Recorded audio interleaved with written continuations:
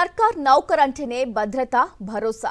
ఇప్పుడు ప్రభుత్వ ఉద్యోగానికి గ్యారంటీ లేకుండా పోతోంది.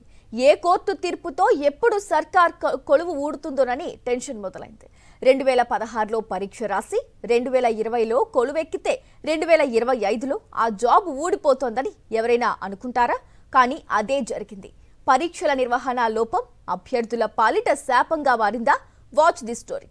తెలంగాణలో ప్రభుత్వ ఉద్యోగాలు గాల్లో దీపంలో మారిపోయాయి. ఎన్నో ఆశలతో తెలంగాణ రాష్ట్ర ఏర్పాటు తర్వాత కష్టపడి చదివి సర్కార్ నౌకర్లను దక్కించుకున్న వారికి ఆ కొలువుల గ్యారంటీ లేకుండా పోతున్నాయి. ఇందుకు పరీక్షల నిర్వహణ లోపాలు, కోర్టు కేసులే కారణం.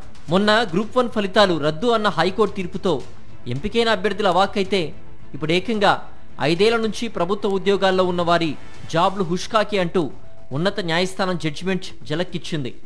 2017 నోటిఫికేషన్తో వచ్చిన 2019లో గ్రూప్ 2 సెలక్షన్ జాబితాను తెలంగాణ హైకోర్టు మంగళవారం రద్దు చేసింది.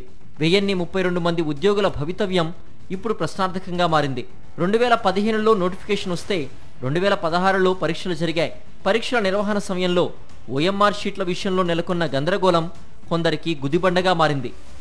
హైకోర్టు సింగిల్ బెంచ్ తీర్పుపై డివిజన్ బెంచ్లో సవాల్ చేయాలని TGPSC నిర్ణయించింది. ఈ మేరకు కోర్టు తీర్పుపై బోర్డు అత్యవసర సమావేశం నిర్వహించింది. లీగల్గా డివిజన్ బెంచ్లో స్ట్రాంగ్ కౌంటర్ వినిపించాలని బోర్డు నిర్ణయం తీసుకుంది.